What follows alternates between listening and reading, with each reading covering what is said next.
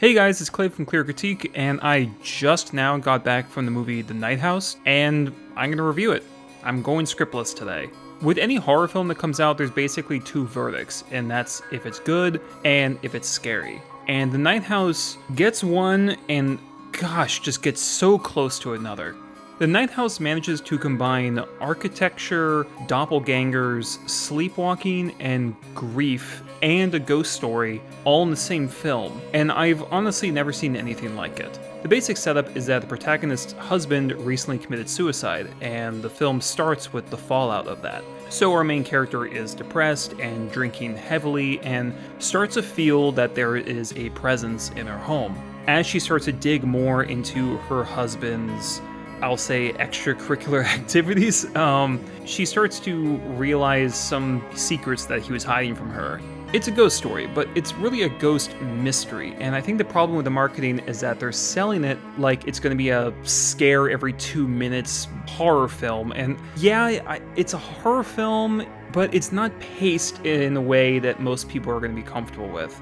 See, I walked into this expecting a horror film with drama trappings, but it's really a drama with horror trappings. And even in that context, I still have some issues with the pacing. The first act is great. The acting by Rebecca Hall is amazing. I mean, even though jack shit is coming out this year, I still hope that the Academy will get over their hatred of horror films and just nominate her for Best Actress, because she is brilliant at showcasing not only grief, but that kind of fake smile, barely contained frustration, about to snap frenzy that you can see with someone who's barely holding on and is surrounded by people trying to help her, but really aren't. Also, the fact that the character is drunk for a good 75% of the movie really showcases Hall's acting ability, because most actors, at least in American films, cannot drunk act for hell, and she does a great job. Other than the lead performance, the overall setup is strange, creepy, and you know good things are coming on the horizon. However, the second act of the film feels like it's kind of stalling. It's acting like it's ramping up and you're learning more about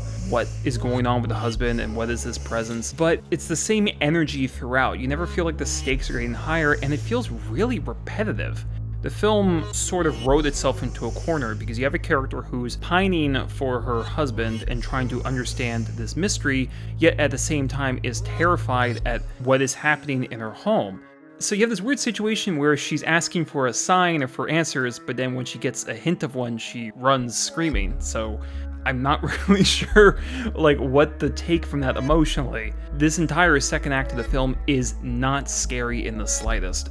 There are several, and this happens in the first act too, but there are several really loud jump scares in the film, and it just annoyed the hell out of me. Luckily, the third act gets right back on track with the horror atmosphere. There's a sequence that honestly should have arrived earlier. It's like creepy feng shui. I don't know how to describe it. Where different parts of a room, like a pillar or a door or a curtain, will have cutouts that will form the profile of someone's face. And it's an extraordinarily creepy effect, and I love it. There is one scene where a character wakes up in the lap of someone else, and the roof has this kind of darkened shadow effect that looks like the house itself is a face staring directly at you. And it is very scary, so I wish there was more of that. I wish I could give you guys a more entertaining review, like, oh my god, this film kicked me in the spiritual nuts like Aladdin, or oh my god, please give me more daddy like Dunkirk. And I wouldn't say this film is in the middle, it's more positive. However, I can't call this film scary, and I'm just going to say it up front that it might make an honorable mention, but is not going to make one of these 6 picks on my 6 horror films that are actually scary that's coming out in October, which sucks because I was really counting on that. Like I said, I do recommend it. I don't think you necessarily have to see this on the big screen, although I want to support David Bruckner's work, and he did do a good job directing this. But I don't think there's anything about the visuals or sound design that necessitate that. 7 out of 10, go watch it with the knowledge that you're watching a trippy mystery rather than a gory horror.